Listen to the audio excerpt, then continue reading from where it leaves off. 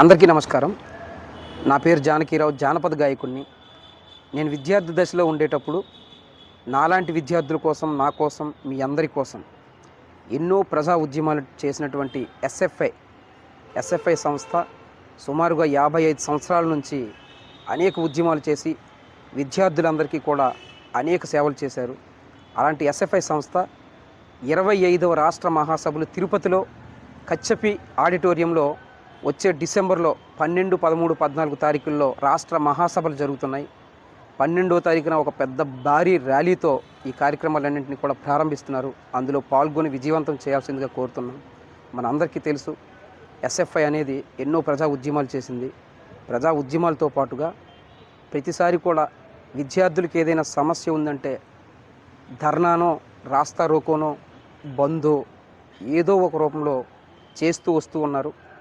ఇలా చేస్తే విద్యార్థులకు సెలవులను కాదు, ప్రభుత్వాన్ని ఎదిరించి ఇలాంటి ప్రభుత్వ వ్యతిరేక పోరాట కార్యక్రమాలు చేస్తేనే విద్యార్థులకు ఎన్నో సేవలు జరిగాయి.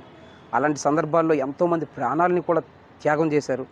అప్పట్లో నిరంజన్ అని చెప్పి అస్సాంలో ఒక ఆయన, అలాగే మన ఆంధ్రాలో కూడా, మన తెలుగు రాష్ట్రాల్లో కూడా సాయిబాబా గారు, భారతి గారు, లక్ష్మీ నిరంజన్ గారు, ఇలాంటి వాళ్ళు ఎంతోమంది ప్రాణాలు త్యాగం చేసిన తర్వాత చాలామంది విద్యార్థులకు ప్రభుత్వ సేవలు అనేవి సజావుగా అందించే పరిస్థితులు ఉండేవి.